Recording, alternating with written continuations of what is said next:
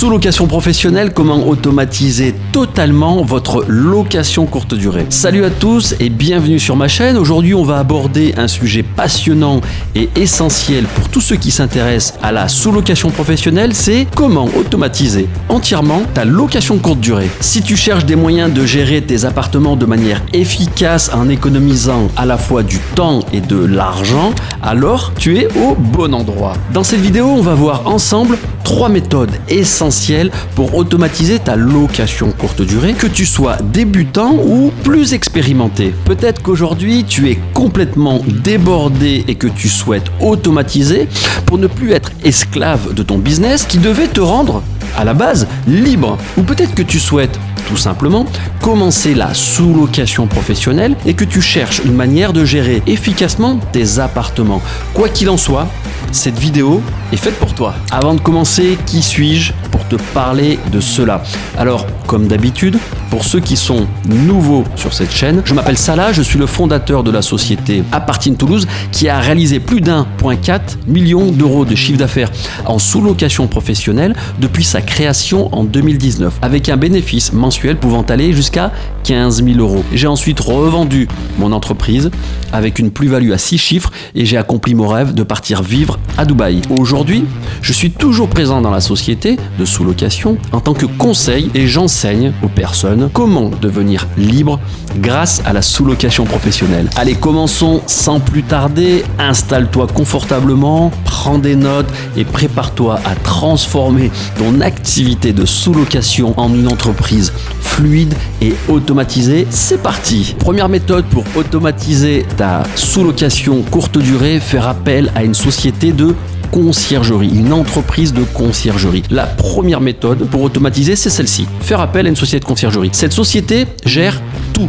Check-in, check-out, donc entrée, sortie, ménage, gestion du linge, réponse aux voyageurs et aussi en principe l'optimisation de tes prix nuitées. Ici, il va falloir que tu choisisses une bonne société. Vérifie donc si elle a une équipe suffisante, si elle utilise des outils efficaces et optimisés pour la gestion des annonces et des prix. N'hésite surtout pas à lui demander les références des appartements qu'elle a en gestion et surtout exige de les visiter afin de voir dans quel état se trouvent ces appartements d'un point de vue ménage notamment. Ce qu'il faut savoir les amis, c'est que faire appel à une société de conciergerie, c'est un investissement qui peut te coûter environ 20% de tes revenus, 20% des revenus que tu vas générer des plateformes Airbnb et Booking, voire plus que 20%. Pourquoi plus? Parce que la société de conciergerie va gérer notamment le ménage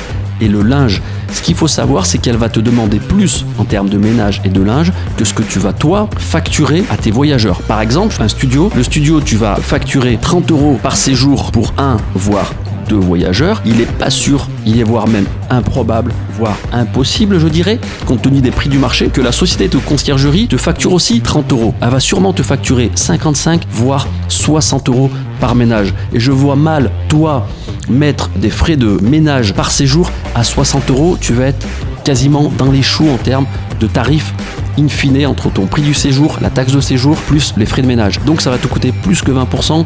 On n'est pas loin des, je dirais, 25-30% si on compte les frais de ménage plus linge. Alors tu vas le comprendre, c'est une méthode que je ne recommande pas du tout en termes de sous-location professionnelle et ce pour plusieurs raisons que je vais te donner tout de suite. Premièrement, tu ne maîtrises pas la gestion puisque tu vas la sous-traiter à un tiers, à une société, et cela est hyper dangereux car en cas de problème, ce sera toi le responsable vis-à-vis du propriétaire qui t'aura fait confiance. Je te donne un exemple pour illustrer mes propos. La société de conciergerie gère mal ou accepte tout type de voyageurs, notamment des gens qui dégradent l'appartement ou des gens qui font la fête. Donc l'appartement est dégradé ou le syndic de copropriété se plaint auprès de toi et auprès du propriétaire de nombreuses fêtes qui sont organisées. Tu vas dire quoi au propriétaire? Non mais c'est pas moi, c'est la société de conciergerie.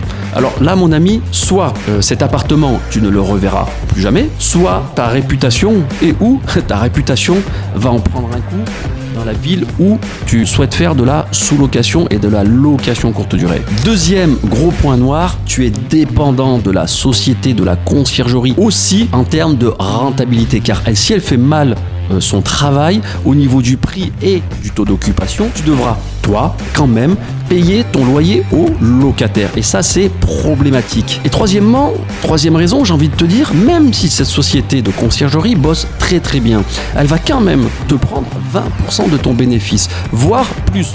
On l'a vu.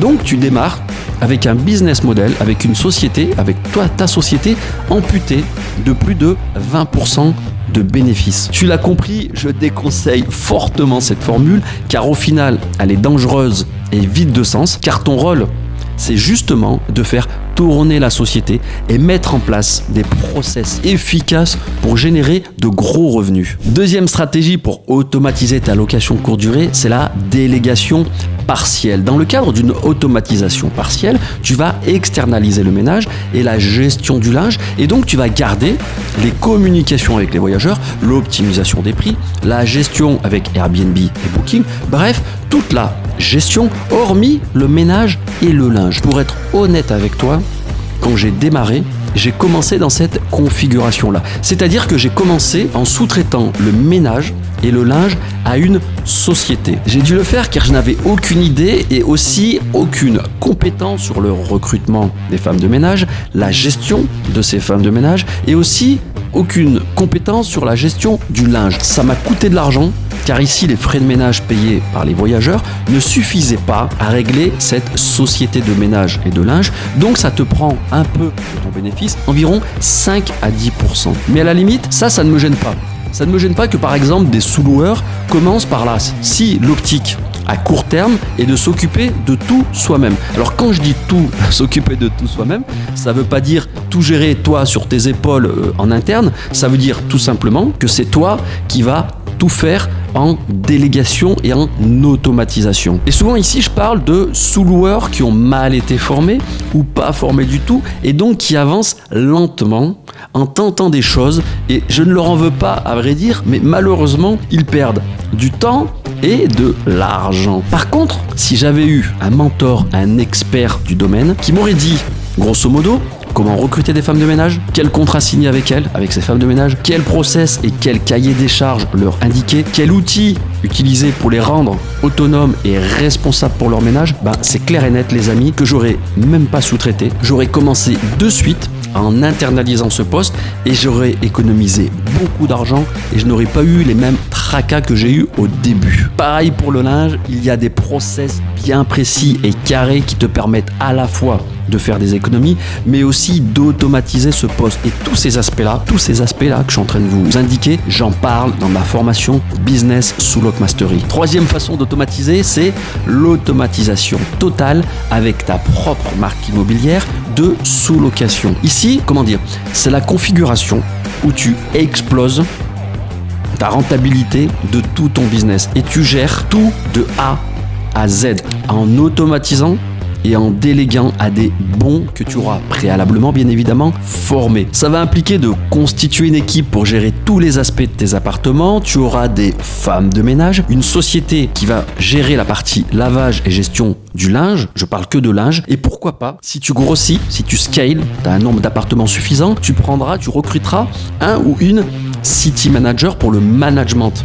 des femmes de ménage et les communications avec les voyageurs, voire même une personne, une société qui va gérer toute la partie revenu management, donc optimisation des prix à la nuitée et des taux d'occupation. Tu seras toi en quelque sorte en charge de piloter ce beau monde et d'aller chercher encore plus d'appartements. Cela va bien sûr demander un investissement initial en temps plus important, mais ça t'offre une liberté totale et la capacité de scaler, c'est-à-dire grossir vite et fort. Le schéma que je viens de vous décrire, c'est vraiment celui qui me plaît beaucoup car c'est le fondement même de l'entrepreneuriat et si tu es bien accompagné, je le dis souvent, ça va aller très très vite et tu vas économiser de l'argent. Contrairement à ce que l'on pense, tu vas avoir une stratégie définie, tu vas économiser donc de l'argent, du temps et tu seras plus serein dans ton activité. Dans cette configuration, tu peux facilement aller chercher 30 voire 35% de rentabilité et avoir un business que l'on peut qualifier, oui, on peut qualifier ce type de business